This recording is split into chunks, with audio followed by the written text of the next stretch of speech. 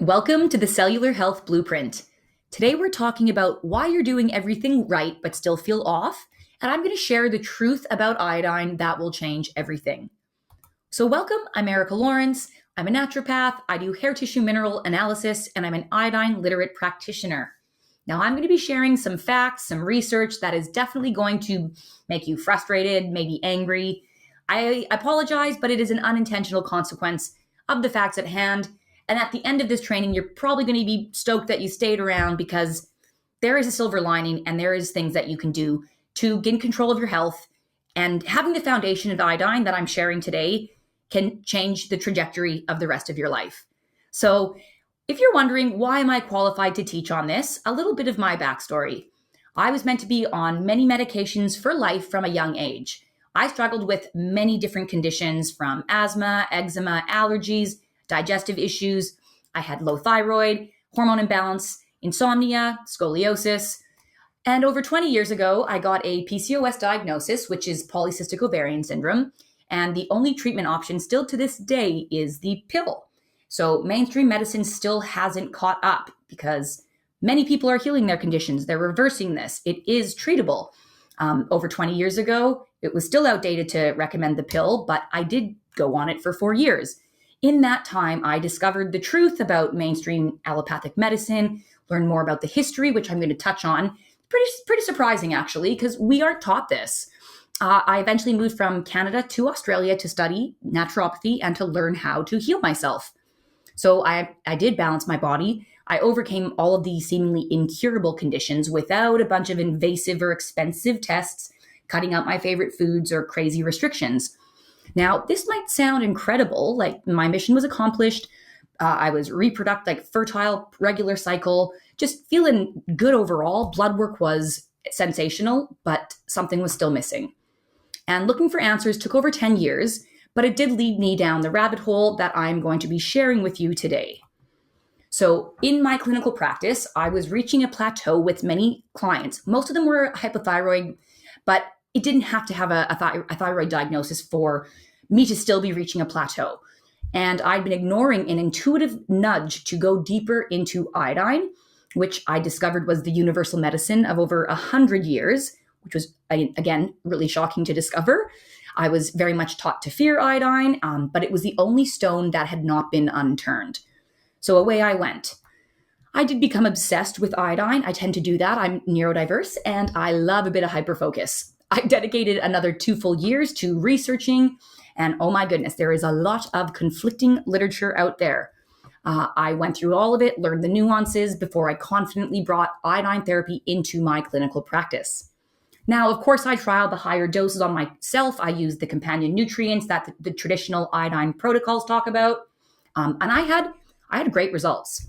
Energy skyrocketed, brain fog disappeared, and I noticeably stopped getting sick. My immune system was better than ever. It was not that I got sick very often, but it just literally just stopped in its tracks. No more illnesses. So you're about to learn more about iodine today in this short little training than every single doctor and healthcare practitioner, including naturopaths, around the world, because we are not taught this. And the research has been removed from medical curriculums. So with knowledge comes power, and that is what my hope is here today, to empower you. So the real reason that you're feeling flat is because your cells do not have what they need to function properly. Every healthcare professional is taught incorrectly about the body's daily iodine needs. Now, even worse, current recommendations are thousands of times lower than what doctors used to recommend. And it is a public health disaster that's been going on for many decades. So yes, you've been grossly deceived about iodine, and I'm here to set the record straight. Now, if there's one important thing for you to take away from this, if you don't stay to the end, iodine should never be taken on its own. You can absolutely cause more harm than good. It can be a very negative reaction if you haven't set the foundation with the companion nutrients that we're going to talk about. But first, let's chat a little bit about the evidence. We've got so many articles linking iodine deficiency that it's like an outdated ancient problem, but absolutely it has not gone anywhere. It is still prevalent in society today, affecting developed and underdeveloped everybody. And it does impact IQ, mental, like so many factors, which I'm going to show in the next slide. But one of the alarming stats is that the iodine levels have decreased by well over 50% since the 1970s. And this effect compounds and it's passed down within the womb, and then it leads to all sorts of health conditions down the track. So low iodine does lead to decreased brain function, energy struggles, hormone imbalances, thyroid problems, low immunity, a poor stress response, dysbiosis, which is an imbalance in the gut microbiome, which is so important. And most people know that link between the gut and health, increased risk of many cancers, failure to thrive, and so much more. Now, what are some causes of low iodine? Well, we've got fluoridated tap water, heavy metals, modern farming practices, we've got government regulations, we've got pregnancy and breastfeeding massively increasing demands, chronic stress, fluoride-containing medications. I was even prescribed a fluoride-containing antihistamine. I think I was age 12 or 13. Definitely didn't stay on that long once my mom figured out, long-term consequences of those types of meds. But we didn't know that was a fluoride-containing medication. It was called Flonase. Fluoride. Anyways, it's very, very common to find fluoride in medications. Now that actually segues nicely into the next one, the environmental halides, fluorine, bromine, and chlorine. So this is a visual learning moment. Just look at the blinking column there. So the lighter halogens on that periodic table, which is the fluorine, chlorine, bromine, they sit above iodine. They actually displace iodine due to their higher electronegativity and reactivity. So it makes it easy when you visualize this, that's why we need higher amounts of iodine to actually detox and displace those from the body. And that's because those lighter halogens can bind to the same receptor sites and the same transporters that iodine uses in the body, which are in particular abundance in the thyroid gland. Now, also, it's good to know that these halides, they can interfere with iodine absorption, still leading to a deficiency even if you were to have adequate dietary intake. And that is pretty much non-existent today anyways, but I just thought I'd mention that in case you are, really eating well and, have a ton of organic sea vegetables at your avail. But this is why diet isn't enough today. So the highest concentration of iodines in sea vegetables, but unfortunately they are highly contaminated today, from radiation to heavy metals, microplastics. And this is why kelp is not recommended as a supplemental form of iodine. So iodine deficiency leads to hormone imbalances and infertility in both men and women. And I'm sure you're aware that is like an epidemic that's been on the rise. So in pregnancy, iodine deficiency can cause miscarriage, stillbirth, and developmental abnormalities. So that's like no bueno. This is not good. And even something simple like iodine can absolutely restore certain women's fertility. Like that can be the missing link for thyroid function. And I'd say that would be a lot more common, back in like the 80s, whereas now just modern society has become so toxic that it is just so rare for people to have all of the minerals required to have a healthy thyroid function. It is so much more than just iodine. Now, one of my favorite facts is that iodine supplementation, there are papers that prove this, at sufficient amounts during pregnancy leads to higher IQs. And we're talking points of like 15 to 20 points higher. And there's also data proving that there is a link to iodine, IQ points, and socioeconomic status.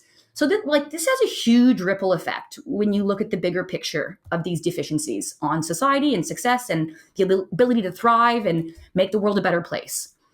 So the removal of iodine from agriculture and our medical curriculums over the past 50 years has impacted global immunity, our intelligence, and yes, that means like mental, cognitive health, and metabolism, which will continue to compound. Like I said, it does get passed down. These deficiencies don't just fix themselves. So another journal article, we're talking about iodine deficiency still being a problem in developed countries, and this is due to farming, agricultural practices, government regulations, and supplemental inconsistencies, which I'll explain very simply, but a bit further down the track. But first, let's expose the broken system, because we are all programmed to think that conventional medicine is advanced, that it's like high evidence-based. It's not. It's absolutely not the case. I was shocked to discover this. So in the late 1800s, the Rockefellers explored using petroleum-based coal tar, and that they successfully created pharmaceutical drugs. So they started the pharmaceutical model. Now, it's kind of wild to know that Standard Oil Company actually, which is Rockefeller founded, became, like, they controlled 90% of American oil. So yeah, we're talking big business. With that Standard Oil, that was used to then start the pharmaceutical industrial complex. In 1910, Rockefeller and Carnegie, they funded the Flexner Report, which changed medicine forever. This report concluded that there were too many medical schools and too many doctors, and claimed that natural healing modalities were unscientific quackery. This report resulted in standardized medical education through funding initiatives, and they forced a pharmaceutical-centric approach.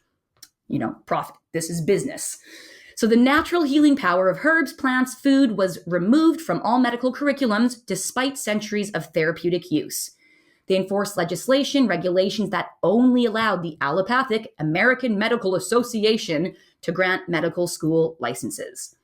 So that might not be too surprising when you find out that by 1913, John Rockefeller was the world's first billionaire and wealthiest man. This was all from backdoor deals, secret rebates, coercion, and predatory pricing, which might not be that surprising when you discover that his dad was actually a con man known as Double Bill. And he was fierce, extremely disciplined, and he demanded his sons to also have that very similar work ethic, and not in a good way. So Rockefeller is quoted to say, competition is sin, and he did believe that the way he did business through monopolies brought order to chaos. So if you dig deeper into his motives, you'll see a lot of philanthropic endeavors and foundations, and big links to eugenics, and the tentacles are worldwide. We're talking United Nations, Planned Parenthood. It's wild. If you are a bit of a research nut like me, you'll have some fun. So Rockefeller also used his oil money to buy out part of the massive German pharmaceutical cartel that was known as IG Farben, that assisted Hitler in the New World Order by manufacturing chemicals and poisons for war. So big part of World War II, which more people are talking about this now. So you might already know all of this. But of course, those massive financial contributions flowed into the pharmaceutical industry.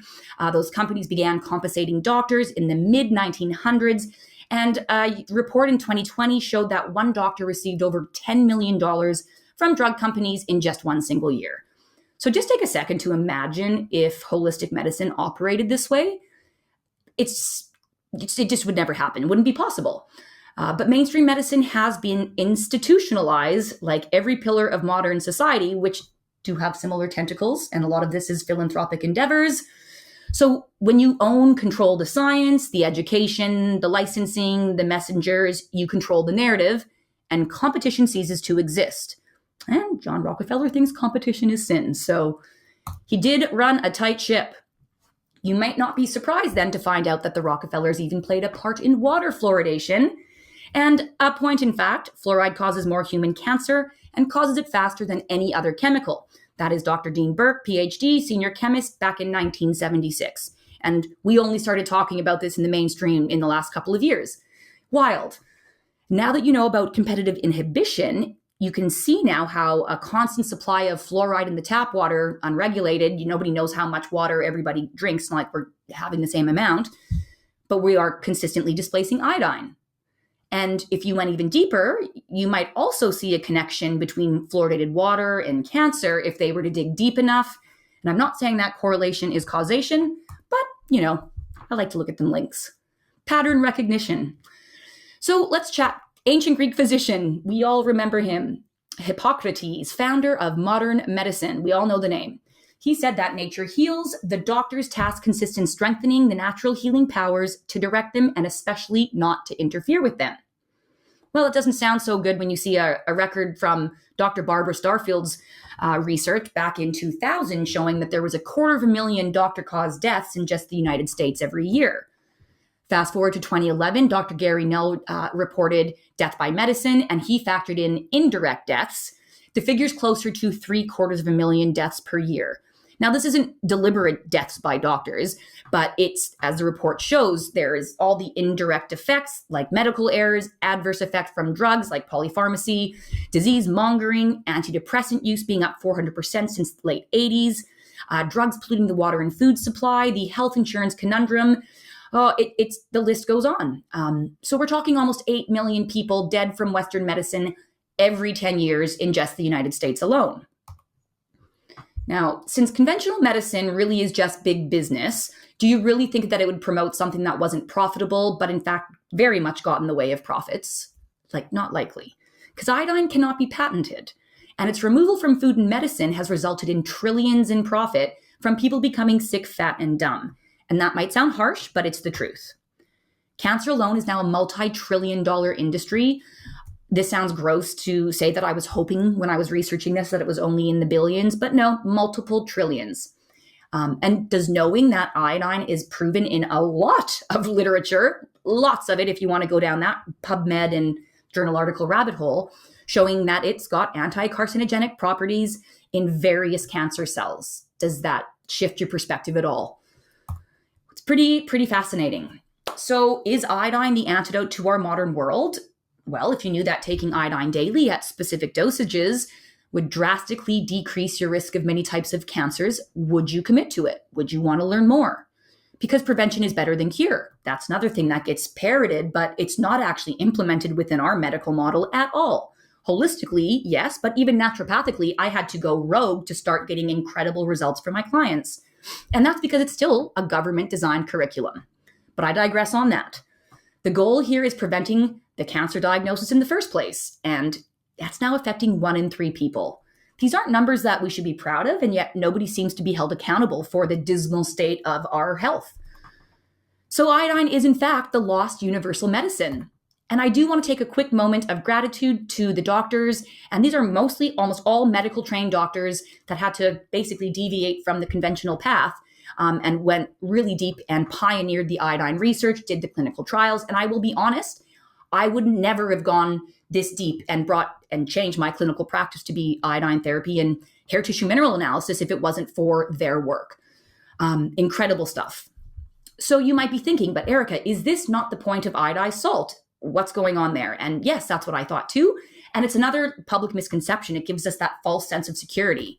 But that is the top iodine myth. You get enough iodine in iodized salt. You do not.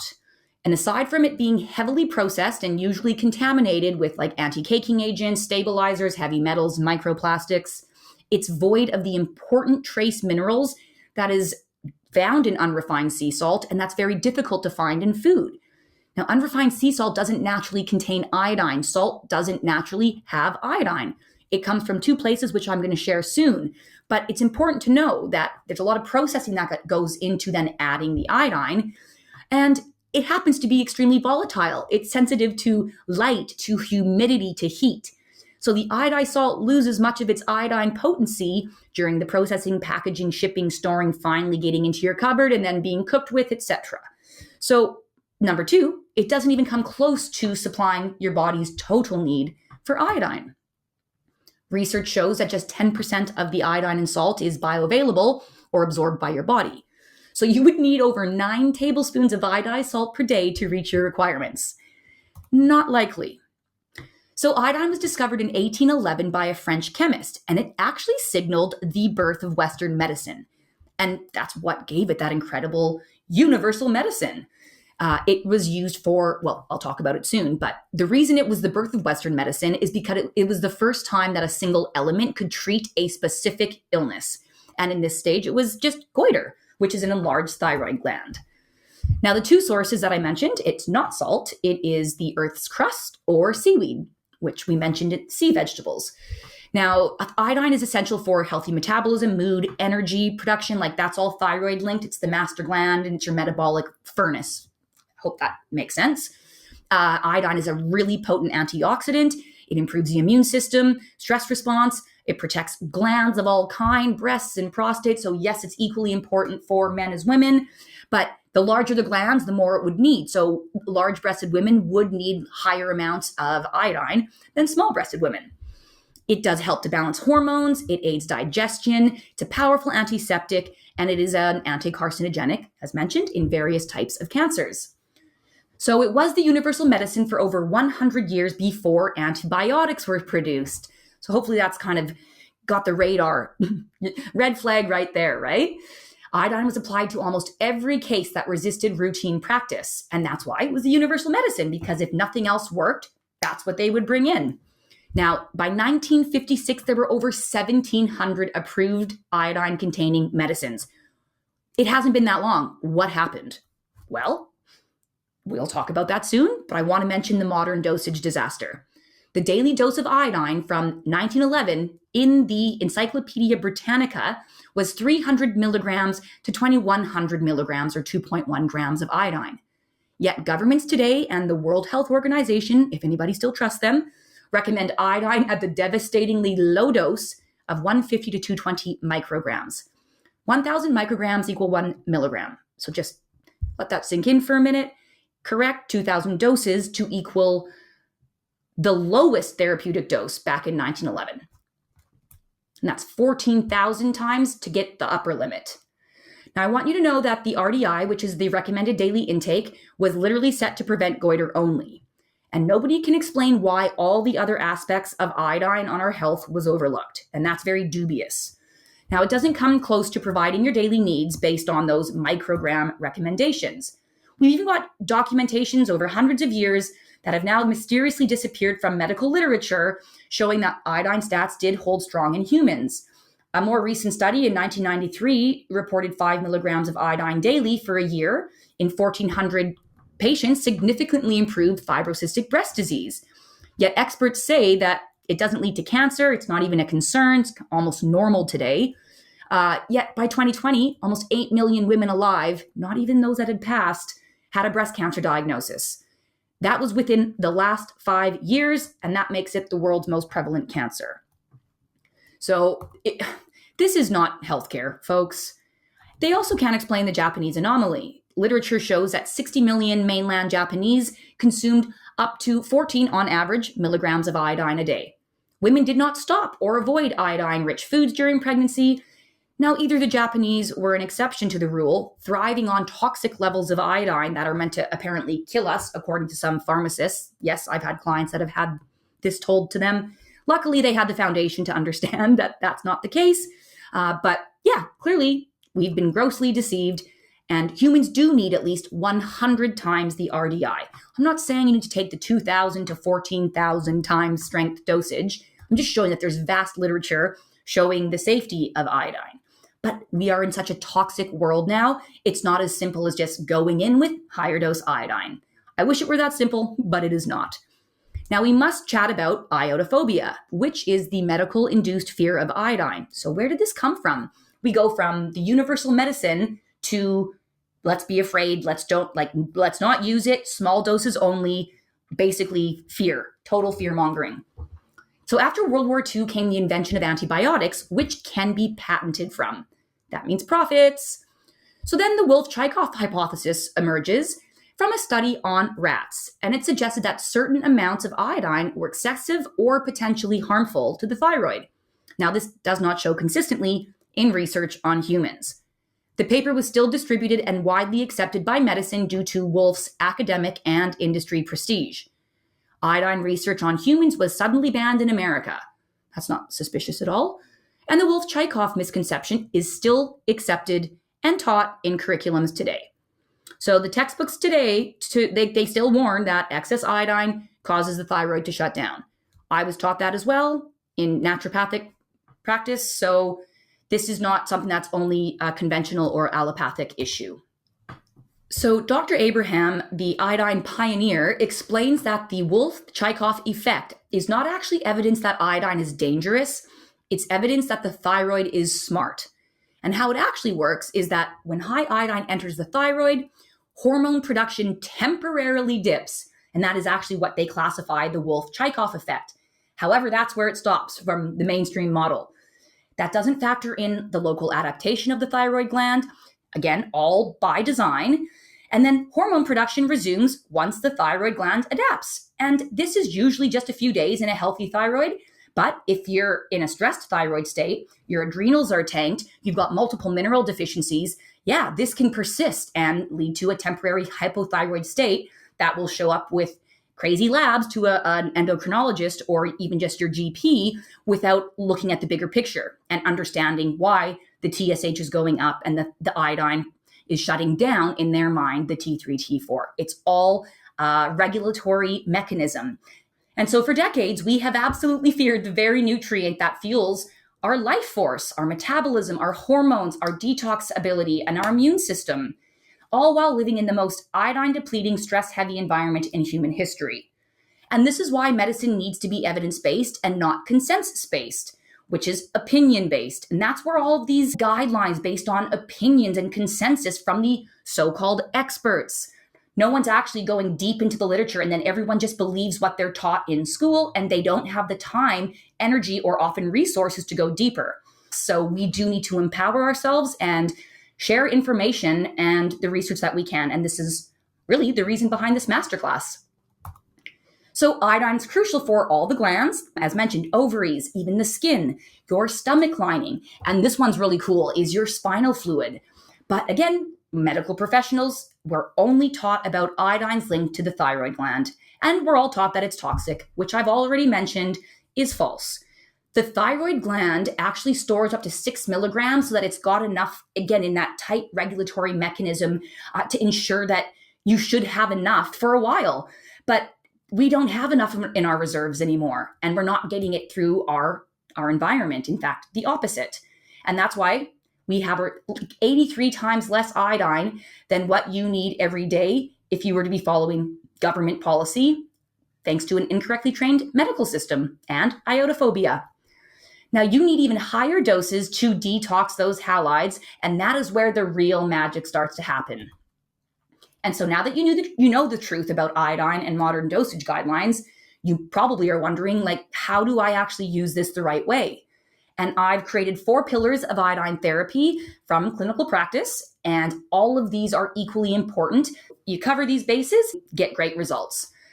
So the pillar number 1 is the non-negotiable nutrients. Now, important to know that your body cannot make iodine or minerals. It can make vitamins if you've got a good, healthy microbiome, which again, most don't. So iodine therapy is not just like a pick and choose your own adventure, take a few of this, bit of that. We have specific non-negotiable nutrients for a reason, and that's because they strategically support iodine. They help prepare your cells for the increased demands that iodine cause.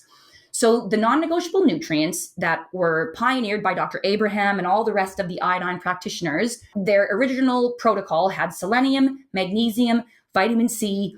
The OG one had just B2, B3, but I always recommend an activated B complex because they work synergistically, not in isolation, as cofactors for very important cellular processes every day. And again, you do produce B vitamins in your gut microbiome, the bacteria, but you need to have a pretty solid foundation to do so. And this is why I always recommend an activated B complex when going in high dose iodine. And I've absolutely seen that list is not enough in today's society. So if you do your own research and start reading all the literature, you will want to do additional liver digestive support and really, really focus on opening detox pathways, because this list alone is generally not enough today. And a caveat again about scientific studies and gold standard journals. Well, they only deal with the medical approach to health, and that only deals with one drug or one nutrient tested. And herein lies the problem. It's not how food or the body works. It's just not. Nutrients do not work separately in isolation, and yet that's what most people do when they ingest iodine supplements or often any supplements. In nutrition, there is such a thing as cofactors or nutrient helpers, and these include minerals, vitamins, amino acids, and natural enzymes. The human body has an in-house mineral balance. If one mineral is out of balance, then it can put all other minerals out of balance, and the whole body becomes silently dysfunctional. And that was Walter Sorokin. He was 91 back in 2021. He has a PhD in Master of Public Health. So iodine is a detoxifier. It helps to bind and eliminate blocked toxins, even heavy metals like lead, mercury, aluminum, and on. It also helps with those halogens or the halides that we discussed previously, the bromine, fluorine, chlorine, and it even helps to detoxify xenoestrogens, which I'm sure you are familiar with, those hormone-disrupting chemicals. Now, the second pillar is actually deeper detox, and we're not talking about diets. So babies are born with an average of 287 poisons, toxins, and chemicals in them before they've even taken their first breath. They disrupt your microbiome and break down your immune system. And when your body can't take out the trash, it becomes food for parasites and pathogens.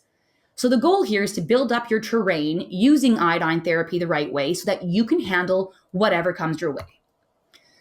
Toxins are everywhere. So gosh, even, BPA-free liners or eco packaging, like in takeaway food, they still have chemicals in those liners. So even if they're biodegradable, if you're putting hot food into an eco-friendly takeaway container, you are still going to be leaching chemicals. So please just be mindful everywhere around the home, in your life, places that you can minimize wherever possible. So these numbers are pretty dismal. 1 in 3 men and 1 in 4 women are now sterile. It's been projected humans will be infertile by 2040, possibly sooner. 46% of kids today have a chronic disease. 75% of adults over 40 have been diagnosed with at least one chronic disease. So that's my age group, and that's just really quite sad. It's shocking. 1 in 36 kids today will be diagnosed with autism. By 2040, it'll probably be 1 in 3. And yes, 1 in 3 people will be getting a cancer diagnosis. Now, this is way back in 2008. Couldn't even find any newer data. Maybe they stopped funding this research because, my goodness, environmental disease alone, just in 2008 in America, was estimated to cost $76.6 billion. This is just exposure to lead, methyl mercury. This is kids with cancer, asthma, intellectual disability, and autism. These are all linked to mineral deficiencies, including iodine, and a very high toxic load. Now, where do these toxins go as these kids get older? They are persistent unless they are properly eliminated. Otherwise, they're just going to recirculate. Now, what's preventing the removal of these toxins? Well, nutrient deficiencies and sluggish detox pathways. So we need lots of things like iodine, minerals, B vitamins, amino acids, antioxidants, and good digestive liver function to bind with these toxins and safely remove them from your system. The third pillar is strategic stress support. This is a really big one. Now, you may have heard of Dr. Hans Selye. He pioneered stress research back in the good old days. General adaptation syndrome, or the GAS response, is a 3-phase response. So you're in alarm, resistance, or exhaustion phase of the stress response. And I love this quote: "Life is largely a process of adaptation to circumstances over which we have no control."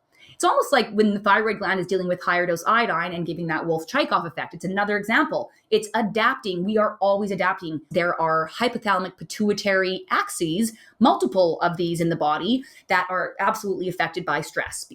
So it's another silent killer. And stress is one of the top depleter of minerals. It just burns through minerals. Now, iodine is actually vital to a healthy stress response via intricate feedback loops. We also use specific nutrients, and I love my herbal adaptogens to support the HPA axis. Now, please always see an appropriate or qualified practitioner to ensure that you're getting quality herbs and correct dosages. Please never self-prescribe, because to actually test the active constituents in herbs, it's very expensive. The machine over 15 years ago was $250,000. So this is not a cheap process, and you don't want to be buying the cheapest supplements on iHerb because you wouldn't even know what you're getting. I don't want to sound like a maniac, but please, it really does matter. Just because something is natural does not mean it's safe, and herbs, vitamins, and minerals are absolutely potent medicine. Remember that doctors are not trained in vitamins, in minerals, and most of them don't even have any nutrition training. Now, why you must support your adrenals, thyroid, liver, detox pathways when you're bringing in high-dose iodine is just because of iodine boosting thyroid function. It increases the metabolic rate. It increases the detox, which puts additional pressure on your adrenals because they're producing more hormones. Detoxifying is actually a stressful situation. Now, the fourth pillar, therapeutic dosages and quality control. Think of your body like a city, and each cell is a building in need of power. At low doses, iodine provides the basic electrical wiring. You just got some lights on. But at the higher doses, once the body's ready, you actually get an upgraded electrical grid. And suddenly the buildings are not just lit, but they're running high-powered machinery and advanced communication systems. And this boosts the city or your cell's efficiency and capability. Now, the 3 important factors is dosage. Most, including those from naturopaths, are only the 150 micrograms. So quality, this definitely is a big one. It needs to be properly produced because iodine, as mentioned, is extremely volatile, sensitive to the light, humidity, and heat. So the source of iodine matters for purity. And number 3, last but not least, is the formulation. It needs to contain both iodine and iodide, like the Lugol's 5% solution, because different tissues have a preference due to how iodine interacts at a molecular level. So iodide is preferred by the thyroid, your salivary glands, your stomach lining, and your spinal fluid. Iodine is preferred by breast, skin, prostate, and immune system. Now, iodine supplements are not created equal. I've even had a client who had a painful wrist cyst that he had scheduled to be removed. It completely disappeared in 2.5 weeks on the right iodine dose and formula. When he switched to a different product, it grew back within a month. And that was actually pretty shocking to see as well. Now, you are probably thinking, all right, so how do I test my iodine levels? I'll be very clear. Iodine is extremely difficult to test, and you are going to be shocked and think I'm crazy to say that you actually don't need to. Now, lab testing for iodine is notoriously difficult because of its volatility and the rapid excretion. So this leads to fluctuating levels that are extremely hard to measure accurately. Now, we don't even need to know that we need more iodine. All the data shows this, and we do have protective mechanisms in place to make sure you're excreting the excess. So also good to know is that iodine is primarily utilized in the tissues and not in the bloodstream. So again, we don't need to be doing blood tests. And if we're doing, let's say, the 24-hour urinary loading test, well, you're just measuring excretion. So my recommendation, never waste the money on the iodine test. Put your money towards a hair tissue mineral analysis because you actually get to see the baseline that you're operating from, like your thyroid, your detox, your liver health. Like, it gives us so much information to work with. And that allows us to actually tweak the dosages based on where your body is at. So this is absolutely a game changer. Excess iodine gets excreted by the kidneys via urine. It does not build up in tissues the way minerals do. So it's not like iron or selenium, zinc, magnesium, which we do test via HTMA to ensure that we've got a good balance of those in the body and the organs can do their functions. So that's why iodine testing is not necessary. It is safe when it's understood and when it's used right. Excess gets excreted in the urine. It is not something that compounds. We are not taught this. Iodine is the only element that can be ingested at dosages tens of thousands of times the RDI without toxicity. So even, for example, I know 2 people personally that consumed that upper therapeutic dosage from the Encyclopedia Britannica in 1911. So they consumed 2,000 milligrams for a whole year without adverse thyroid function, no negative effects. But this couple, they are like hardcore in the mineral world, and they have their mineral reserves in a place that they could handle iodine. Their thyroid is functioning, their detox pathways are open, so they don't get that Wolff-Chaikoff effect long term, which is why everyone around the world talks about iodine causing hypothyroidism. Now, I encourage you to go down the rabbit hole of iodine research for yourself, as I have mentioned previously. But I do warn you, you'll have to be ready for the conflicting information, especially if you join the iodine forums. Oh my goodness, it's wild in there. I warn you. But a quick recap, because we have covered so much. Western medicine was corrupted in the early 1900s and profits from a sick society. Iodine was removed from medicine and agriculture. Current regulations around dosing prevent you from meeting your needs. Modern society leads to nutrient deficiencies, blocked toxins and heavy metals, leading to fatigue, which leads to disease. The nervous system, adrenals, and detox pathways must be supported before starting iodine. And of course, as mentioned, the HTMA is recommended just to assess your baseline. So results do not happen on their own. It has nothing to do with luck. And I really do invite you towards a happy, healthy future because nobody else can do it for you. And I really do appreciate you staying to the end. That is amazing. If you're interested in learning more how to work with me, check out the links below. But honestly, iodine is a powerful tool that requires the right dosage and support.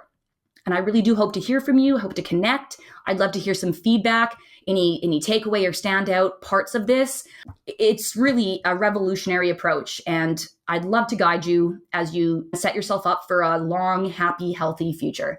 Because honestly, life is just too short not to make the most of it.